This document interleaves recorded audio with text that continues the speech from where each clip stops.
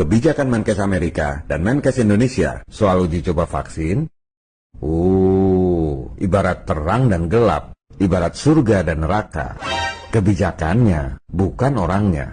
Kita akan bahas tuntas berikut bukti-bukti yang tak terbantahkan dalam tayangan video pendek ini. Awal Mei lalu, Bill Gates berkunjung ke Indonesia. Sasarannya adalah Kementerian Kesehatan. Taktik kuno, kasih puji-pujian dulu, biar Menkesnya GR. Abis itu, kasih donasi buat program MBG, makan bergizi gratis. Doro Tuan Bill Gates kasih instruksi ke Menkes agar rakyat Indonesia jadi ajang uji coba vaksin TBC. Padahal, Doro Bill Gates kasih perintah ke Menkes RI karena Menkes Amerika sedang memperketat dan mempersulit uji coba vaksin. Ini adalah fakta. Tanggal 1 Mei 2025, media The New York Times memberitakan bahwa Menkes Robert F. Kennedy Jr. alias RFK Jr. memperketat dan mempersulit persetujuan vaksin di Amerika. Bukan cuma vaksin TBC, tapi untuk semua vaksin baru, termasuk COVID, booster, dan lain-lain. Harus dilakukan uji coba yang ketat sebelum diberikan pada rakyat. Tanggal 7 Mei, Bill Gates datang ke Indonesia, kasih perintah ke Menkes RI agar rakyat Indonesia jadi ajang uji coba vaksin. Malu-maluin nggak sih? Mana berani Bill Gates datang ke Menkes Amerika nawarin vaksin. Ditempeleng lah dia sama Menkes Amerika. RFK Jr. nggak segan-segan menelanjangi Bill Gates di depan rakyat Amerika. Bill Gates itu nggak pernah berjuang untuk rakyat. Ia adalah antek globalis, kata Menkes RFK Jr.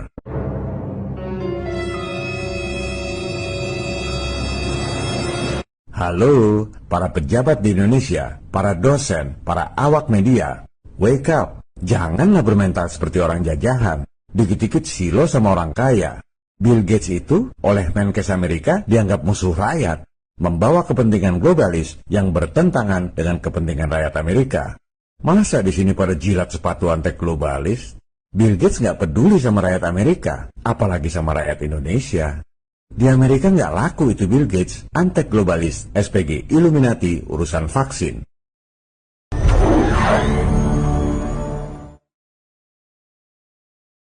Keluarga Kennedy dikenal sebagai aktivis yang idealis dan berani berkorban nyawa untuk sesuatu yang mereka percaya dan perjuangkan.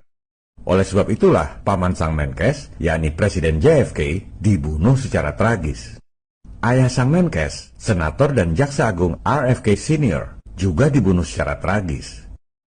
Kematian tragis ayah dan pamannya itu membuat RFK Jr. menyadari bahwa ada kekuatan yang jauh lebih besar dari Presiden dan Jaksa Agung negara adikuasa.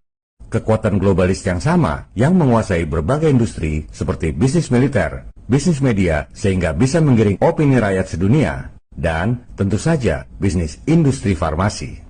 Nggak ada media mainstream yang memberitakan bahwa industri farmasi dunia itu pendapatannya 11.200 triliun rupiah. 1,5 kali dari total utang Republik Indonesia dari tahun 45 sampai 2025. Mereka dapatkan hanya dalam 1 tahun. Itu baru obat dari resep, retail, dan lain-lain. Sementara, di luar itu, pendapatan dari vaksin COVID di tahun yang sama, 2024, 16.500 triliun rupiah. Jauh lebih besar dari pendapatan resep dan retail. 2 kali lebih besar dari total utang Republik Indonesia dari tahun 45 selama 80 tahun. Mereka dapatkan hanya dalam 1 tahun saja. Oleh sebab itu, ada 16.500 triliun alasan bagi para elit farmasi untuk korup. Ada 16.500 triliun alasan untuk berbohong soal penyakit dan pandemi. Sekelas keluarga Kennedy, RFK Jr. banyak dapat info-info intelijen yang kita nggak pernah dengar. Info-infonya sangat detail, menyangkut kejadiannya, orang-orangnya, perbuatannya, dan lain-lain. Makanya waktu dia tulis buku bestseller, menelanjangi korupnya Anthony Fauci, Bill Gates, dan raksasa farmasi, RFK dengan berani menuding bahwa Bill Gates membunuh anak-anak lewat vaksin. Bukan asal ngomong seperti badut panci di Indonesia. RFK ini nulis buku berikut bukti-buktinya secara detail dan jadi bestseller di Amazon, New York Times, Wall Street Journal, dan USA Today. Kelas dunia, bos. Kelihatannya cuma Menkes di Indonesia yang menganggap Bill Gates adalah pahlawan kemanusiaan, pahlawan pembela rakyat. Sementara Menkes di negaranya sendiri mengatakan bahwa Bill Gates adalah kriminal yang membunuh anak-anak lewat vaksin. Dan faktanya, Bill Gates nggak bisa membantah atau menggugat balik, karena akan makin hancur dia ditelanjangi di pengadilan. Berikut adalah artikel di mana para ahli dari WHO menjelaskan bahwa vaksin TBC sudah 100 tahun dikembangkan, belum berhasil juga, dan harus uji coba terus. Halo, ini sudah 100 tahun vaksin TBC nggak kelar-kelar juga. Menurut expert WHO sendiri, memang vaksin itu butuh waktu puluhan tahun buat berhasil. Berarti vaksin COVID yang kemarin seolah-olah instan itu tipu dong. Kan harusnya butuh waktu puluhan tahun. Verywell Health juga menjelaskan bahwa vaksin TBC digunakan pertama kali tahun 1920-an, 100 tahun yang lalu. 10 tahun kemudian, tahun 1930-an di Jerman, 73 bayi tewas dari 251 anak yang divaksin. Halo, hampir 30% yang divaksin TBC tewas, bayi pula. Ini bahkan jadi kasus kriminal di mana penyelenggaranya dipenjara. Dan ini mengakibatkan timbulnya ketidakpercayaan pada vaksin. Jadi ketidakpercayaan itu ada sebabnya, cuma nggak diberitakan oleh media, nggak diajarkan di sekolah, dan nggak diumumkan oleh Kementerian Kesehatan. Seolah-olah vaksin itu selalu aman. Makanya para globalis nggak mau lagi uji coba di Eropa. Disuruhlah negara-negara miskin jadi kelinci percobaan. Dan Menkes kita ini entah nggak ngerti, sengaja, atau nggak peduli mengorbankan rakyat Indonesia.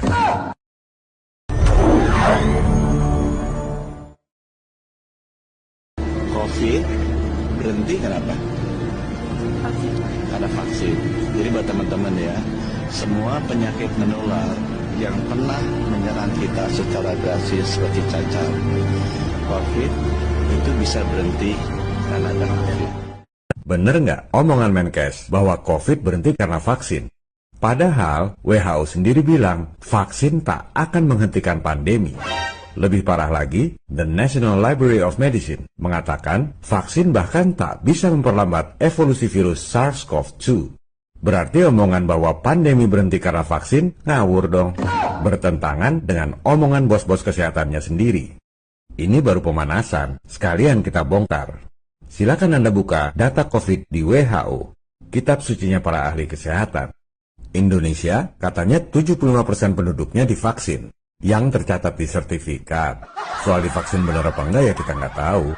Kemudian kita ambil yang paling rendah tingkat vaksinasinya. Papua Nugini dan Yaman. Masing-masing cuma 4% penduduk yang divaksin. Itu sudah yang paling rendah. Kita catat ya, menurut WHO, Indonesia 75% penduduk divaksin. Papua Nugini dan Yaman masing-masing cuma 4% penduduk. Anda bandingkan dengan data dari Worldometer yang mengutip dari PBB Geoskim. Indonesia yang 75% penduduknya katanya divaksin, tingkat kematian COVID-nya 581 orang per 1 juta penduduk. Sementara Papua Nugini dan Yaman yang masing-masing cuma 4% penduduknya divaksin, tingkat kematian COVID-nya masing-masing 72 dan 69 orang per 1 juta penduduk. Terus, buat apa divaksin? Buat memperkaya industri farmasi doang kan jadinya? Faktanya, yang nggak divaksin, tingkat kematian COVID-nya lebih rendah. Tingkat kematian COVID di Indonesia 8 kali lebih banyak atau 800% dari tingkat kematian COVID di negara-negara yang hampir tidak divaksin. Berarti, statement Menkes bahwa COVID berhenti karena vaksin double skakmat dong ngawurnya. Tidak sesuai fakta dan data. Dan saya belum selesai main catur.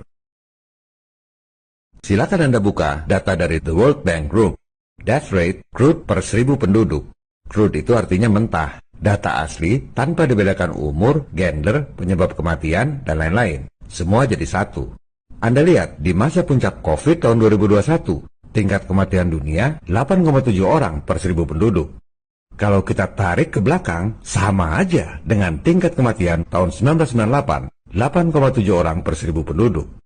Nggak ada drama kematian di tahun 1998. Di zaman COVID, masyarakat panik karena propaganda media aja. Tayangkan jumlah kematian tiap hari.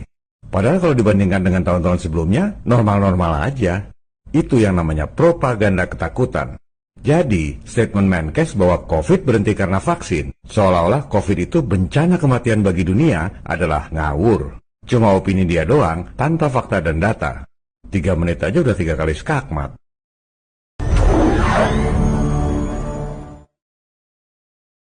Ingat ya Pak, sekali lagi, Bapak akan berhadapan dengan Sang Pencipta yang menciptakan saya, rakyat Indonesia, dan Bapak sendiri. Jangan khianati itu. Dan saya siap untuk berdiskusi terbuka dengan Bapak Budi Gunadi. Hanya ada satu sikap terhadap program Menkes ini, tolak uji coba vaksin TBC. Apa pantasnya Menkes memasukkan Indonesia sebagai negara-negara miskin penerima uji coba vaksin bersama Afrika Selatan, Kenya, Zambia, dan Malawi, supaya hasilnya nanti bisa digunakan oleh negara-negara kaya dan maju. Ini adalah kebodohan yang luar biasa. Negara-negara tetangga kita, Singapura, Malaysia, Thailand, Filipina, bahkan Papua Nugini, gak ada yang sebodoh itu. Buat apa? Supaya dapat pujian dari majikannya, Bill Gates, yang oleh Menkes Amerika dianggap membunuh anak-anak lewat vaksin dan harus diselidiki tindak kriminalnya terkait COVID. Sebarkan video ini pada pemerintah, DPR, awak media, dan saudara-saudara kita tercinta untuk membangkitkan kesadaran serta mencerdaskan kehidupan bangsa. Rakyat akan bersatu, termasuk turun ke jalan untuk melawan dan menentang kebijakan cari muka pada asing dengan mengorbankan kesehatan dan jiwa rakyat. Viva Republik Indonesia. Salam People Power.